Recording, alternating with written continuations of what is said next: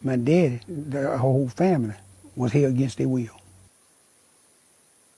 If you did leave, they either come get you or have somebody kill you, whatever.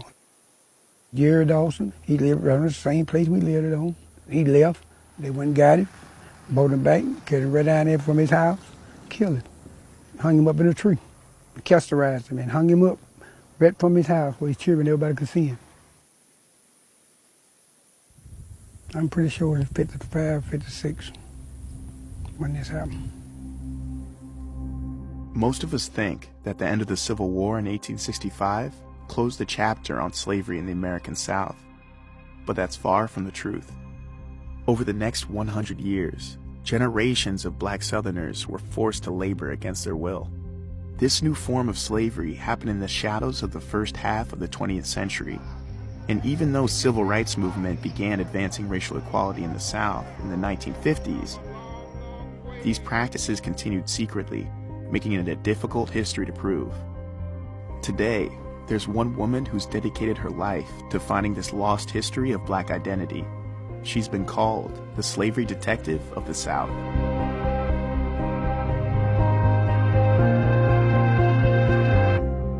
Let me first tell you how I got started with this. Researching my own family history. My family was held as slaves. Well, in 1863, my family was emancipated, and my family did become sharecroppers. Robert Harrell became a sharecropper under the system of sharecropping. The planter and the newly freed former slaves came into an agreement. I will furnish you with the seeds, with the land, a place to stay. In return, you would give me a portion of the crops. Well, not everyone did the right thing. Although sharecropping was technically legal, the practice was widely abused by white landowners who used debts to keep African Americans tied to the land that they once worked as slaves. Sharecroppers didn't pay rent, but they didn't own any property, and today, historians agree, sharecropping was just slavery by a different name. So many former enslaved Africans had nothing. They had no choice. At the end of the year, you owe me. No matter how hard you work, you are told, sorry. And those cases relate directly to your cases today. Right. After slavery, these are like 1921, 1930, 1940s to 50s, and some of them to the 60s.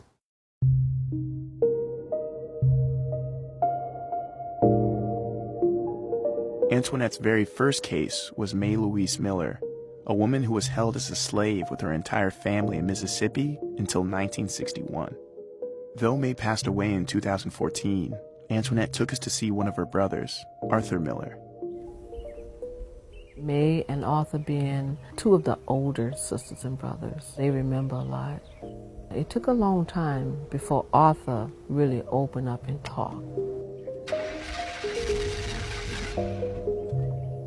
We lived on, I don't know what would you call it, but something like a plantation to me. It belonged to several different white people. They all were family, I guess. And you couldn't leave. And if you did leave, they either come get you or have somebody kill you, whatever. That's what happened. They did my mama bad. What'd they do to your mother? They just had my mother, the white men. They just do what they wanted to do with her. And I just wasn't big enough to do nothing. If I would have been, I don't know, probably wouldn't be. And this was in the 1950s or 40s? That was on through the 40s, in the 50s, all through the 50s, and part of the 60s. So what would the repercussions be if you tried to leave or if you tried to refuse what they wanted? Back in them days, it was kind of like you had to do what the white man said or get killed. My daddy's uncle, he made him dig a grave and killed him. They killed him and buried him in his own grave. Jerry Dawson, they killed him. He lived around the same place we lived on. He left and said he wasn't coming back. They wouldn't got him, brought him back, carried him right down there from his house, killed him. Hung him up in a tree. They hung him? They killed him first, castorized him, and hung him up right from his house where his children, everybody could see him. Were you aware that this is 1940s, 1950s, that this is insane. Arthur, this breaks my heart to hear this story. Growing up, were you fully aware, this is in the 40s and 50s, you know, the civil rights movement is just about to begin. Were you aware of what was going on in the rest of the country at that time for black people pursuing freedom? No. You weren't aware at all that there was any pursuits for freedom in the 40s and 50s for us? No, not really. Not really, go. I think maybe like in 65, 66, then they was doing that marching. You know, that's when I really found out.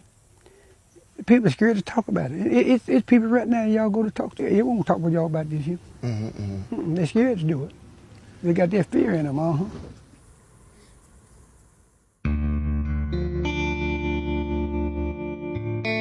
How could something like this happen? A lot of these places that was in very isolated rural areas, it was easy. I mean, you had the opportunity to ride through some of these areas and you saw for miles and miles, there's absolutely nothing. You think, like, how could somebody not just escape these type of conditions? And once you actually are out here, you see there is nothing but cotton fields and crops and long strips of road where can you fathomably go? It's insane to see how you can be trapped on this land on so many different levels, whether it be economically, physically, and even mentally. We're calling on the world in terms of righteousness, reparations. Antoinette's work for Arthur's family got the attention of a lawyer in 2001, and they became part of a class action lawsuit for reparations. But ultimately, the Supreme Court refused to hear the case, and the pursuit for reparations has since been dropped.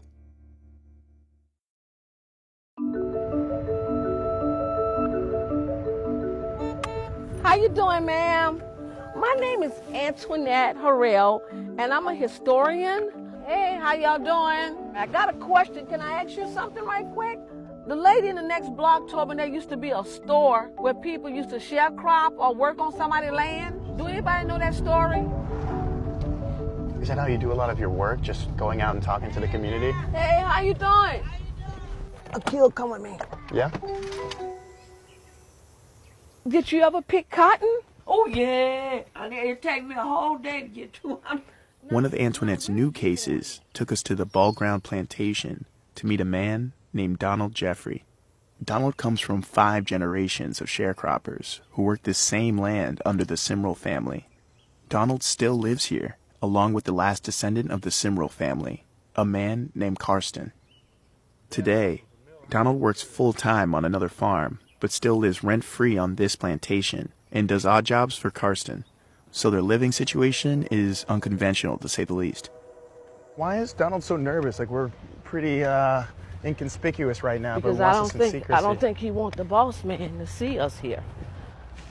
Hey, Donald. Hey there, Donald. Nice How to you meet you. doing? Hey, good to see you.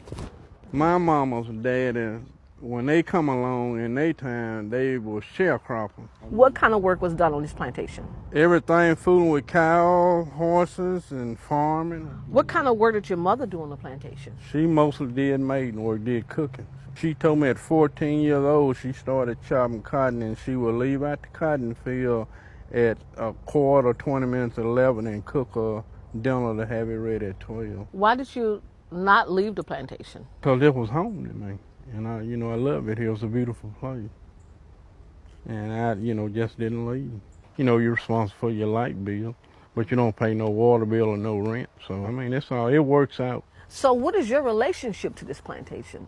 Born and raised here, and Carson, he's almost like a brother to me. We have a real close relationship, a bond. So there's a brotherhood between you and Carson. Mm-hmm. Like family. Yeah, we are. That's right. We're like family, sure is. We're like brothers. I can go right there now and spend the night in his house. All the people that worked on this plantation, he refused to put them off. He would let them stay here. Yeah, right. And that's how you end up staying. That's right, staying.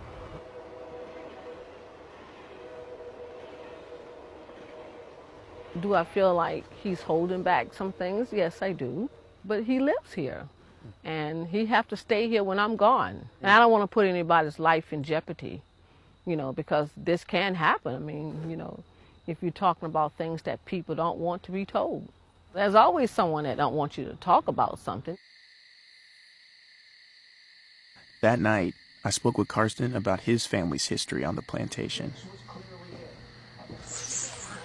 Hey there, Carson. Hey there, what y'all got going on? How's it going, man? Akil. Hey nice there. to meet you. What nice you got to meet going you. on? Oh, thanks for letting us, showing us around. Yeah, man.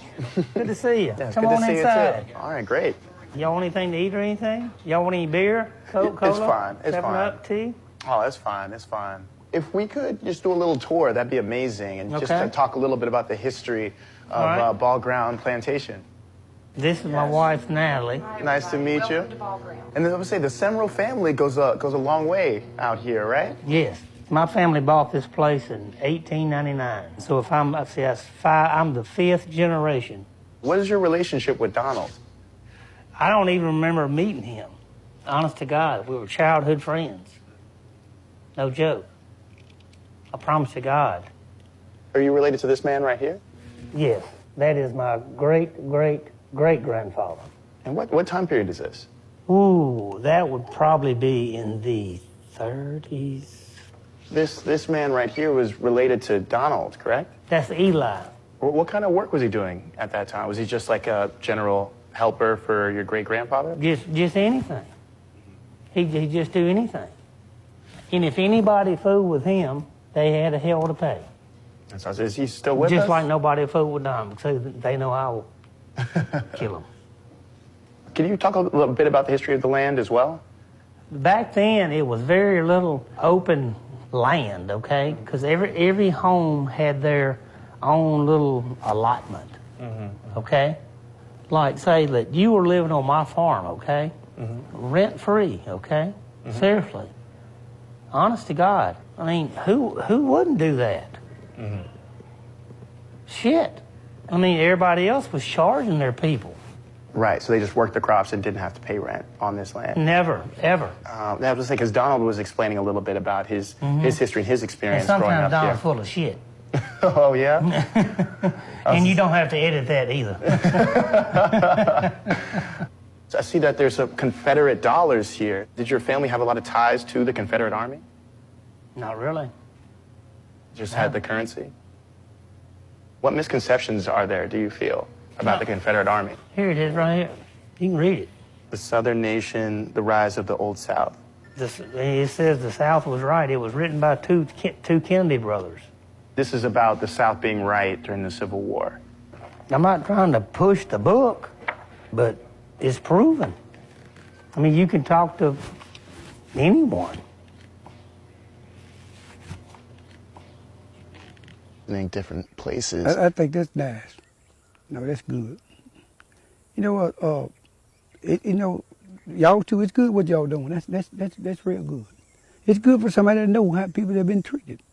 After the Civil War, we were, as African Americans, promised 40 acres and a mule to begin to have our own lives as Americans, but we weren't able to get it. Weren't able to get it. You think that if we were given reparations, that we may be able to fix what has been wrong?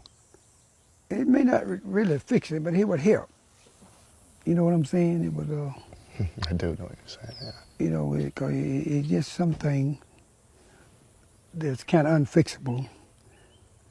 You can kind of amend it back together a little bit, but it won't completely fix certain things. Killing my uncle, make him dig his grave, and just stuff like that. You just can't fix that there by giving me a mule.